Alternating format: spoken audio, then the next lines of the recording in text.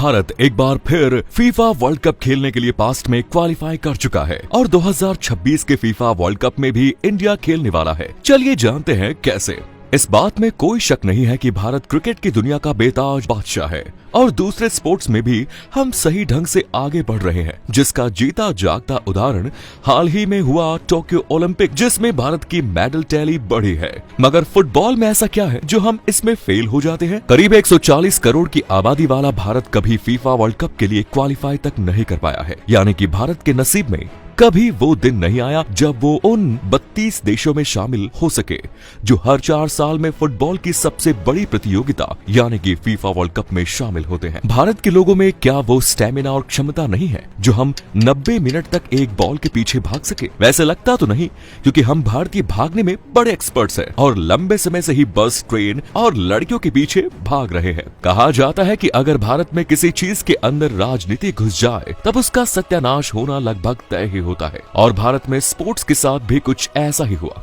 भारत की आबादी के लगभग 3 साल बाद यानी कि 1950 में भारत के पास फुटबॉल वर्ल्ड कप में खेलने का मौका था, क्योंकि कई दूसरी टीम्स ने दूसरे विश्व युद्ध के चलते वर्ल्ड कप खेलने से मना कर दिया था, जिसके चलते वर्ल्ड कप में हमारा ऑटोमेटिक क्वालिफिकेशन हो गया। हालांकि इसके बावजूद भी भारत कभी फुटबॉल वर्ल्ड कप नहीं खेल पाया, क्योंकि all India football federation AIFF उस समय 11 लोगों की टीम तक वर्ल्ड कप में नहीं भेज पाई, जिससे भारत के हाथों से ये सुनहरा मौका भी चला गया। अब इसके लिए तत्कालीन प्रधानमंत्री जवाहरलाल नेहरू को जिम्मेदार ठहराने से पहले आपको ये जान लेना चाहिए कि सिर्फ नेहरू जी के समय ही नहीं बल्कि हमारी ऑल इंडिया फुटबॉल फेडरेशन तब से लेकर आज तक अपनी नाकामियों में बिल्कुल एक जैसी रही है। हाल ही में जब सुप्रीम कोर्ट ने BCCI की तरह ही AIFF को ठीक करने के लिए उसकी बागडोर अपने हाथों में ली, तब फीफा ने AIFF को सस्पेंड ही कर डाला, जिसके चलते ना तो भारत में कोई इंटरनेशनल फुटबॉल मैच खेला जा सकता है और ना ही भारत का कोई इंटरनेशनल मैच खेल सकता है।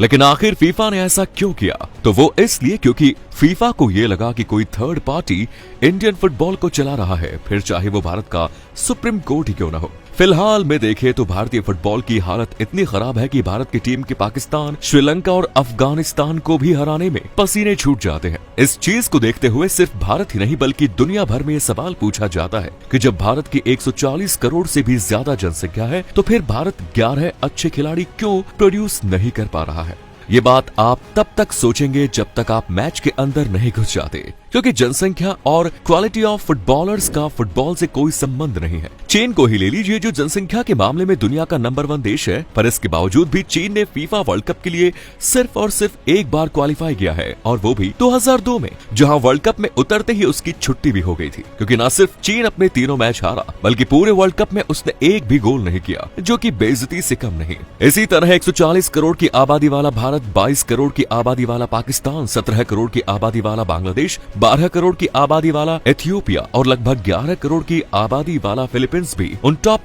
पॉल्यूटेड कंट्रीज में आता है जो आज फीफा वर्ल्ड कप में नहीं खेल पाए। इसके उलट लगभग 3.5 लाख आबादी वाला आइसलैंड, 10 लाख की आबादी वाला पराग्वे, 13 लाख की आबादी वाला ट्रिनिडाड एंड टोबैगो, 14 लाख की आबादी वाला नॉर्दर्न आयरलैंड और करीब 15 लाख की आबादी वाला कुवैत उन देशों में शुमार है जिन्होंने वर्ल्ड कप के लिए क्वालिफाई किया। इन देशों की जनसंख्या से ज्यादा तो दिल्ली की जनसंख्या है। वैसे भले ही आज फुटबॉल में एशिया का दबदबा ना के बराबर है, पर इसका मतलब ये नहीं कि फुटबॉल पर हमेशा यूरोप और साउथ अमेरिका ही राज करेगा, क्योंकि आने वाले वक्त में एशिया भी फुटबॉल के अंदर धाक कायम कर सकता है, और इसका उदाहरण भी हमें इस वर्ल्ड कप में देखने को मिल चुका है, जिसमें ईरान ने यूरोपियन साउथ अमेरिकन प्रतिद्वंदियों को हराया, जापान ने जर्मनी को हराया और सऊदी अरेबिया ने तो इस साल फीफा वर्ल्ड कप जीतने वाली अर्जेंटीना को ही हरा दिया था, वो भी 1-2 के अंतर से। फुटबॉल वर्ल्ड कप के इतिहास को उठाकर देखा जाए तो हमें मालूम चलेगा कि आज तक यूरोप और साउथ अमेरिका के बाहर किसी ने भी वर्ल्ड कप नहीं जीता। और मोस्ट इंटरेस्टिंग चीज तो यह है कि वर्ल्ड कप जीतना तो दूर, वर्ल्ड कप के इतिहास में महज 2 बार ही ऐसा हुआ है जब यूरोप और साउथ अमेरिका के बाहर से कोई सेमीफाइनल तक क्वालिफाई नहीं कर पाया, जो साबित कर सकता है कि वर्ल्ड कप का कंपटीशन कितना मुश्किल है। अगर आप 32 फीफा वर्ल्ड कप खेलने वाले देशों की एवरेज इनकम देखेंगे तब आपको उनमें से ज्यादातर देशों का एवरेज एनुअल इनकम $31,000 पर पर्सन यानी करीब 25 लाख सालाना देखने को मिलेगा। दोस्तों ये आंकड़े दिखाते हैं कि कहीं न कहीं अमीर या कहीं ज्यादा एवरेज इनकम वाले देश फुटबॉल में सक्सेसफुल हैं। यही चीज हमें वर्ल्ड कप खेलने वाले अफ्रीकन देशों में भी देखने को मिलती है, क्योंकि इन देशों की एवरेज इनकम पूरे अफ्रीका के एवरेज इनकम से ज्यादा यानी कि लगभग $3500 है। इन एवरेज इनकम्स को भारत की एवरेज इनकम से कंपेयर किया जाए तो इस मामले में हम काफी पीछे दिखाई देते हैं, क्योंकि भारत की पर पर्सन एवरेज इनकम महज $2200 ही है। फुटबॉल को भारत में भी सक्सेसफुल स्पोर्ट्स बनाने के लिए भारत को फुटबॉल का इंफ्रास्ट्रक्चर क्रिकेट से भी ज्यादा मजबूत करना होगा,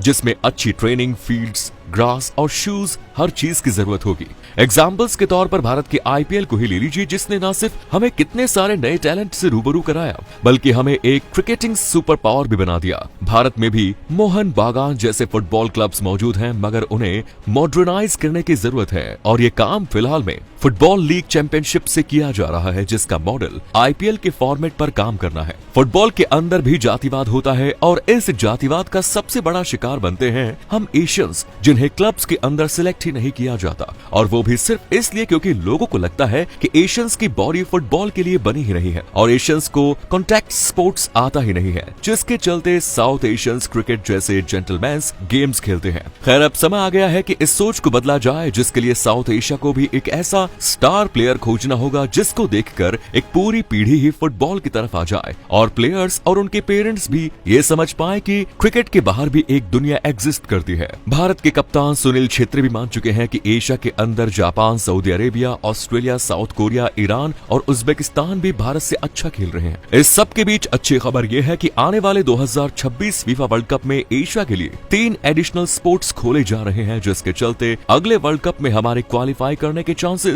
काफी बढ़ जाते हैं। मगर यहाँ सिर्फ हम ही नहीं बल्कि हमारे अलावा चीन, वियतनाम जैसे देश भी हैं, जो हमसे दशकों पहले से ही फुटबॉल को बेहतर करने की कोशिश कर रहे हैं। फुटबॉल क्रिकेट की तरह तो बिल्कुल नहीं है जहाँ पर सचिन, विराट, रोहित जैसे सिंगल हिटर्स ही मैच जिता सके, बल्कि फुटबॉल में आगे जाने के लिए हमें पूरी टीम के ऊपर काम करना होगा। साथ ही हमें अपने लीग मैचेस की इम्प्रूवमेंट पर भी ध्यान देना होगा और फुटबॉल को और ज्यादा लोकप्रिय बनाते हुए उसमें ज्यादा से ज्यादा पैसे भी लगाने होंगे, तब जाकर हम 2026 फीफा वर्ल्ड कप में जरूर खेल पाएंगे। धन्यवाद।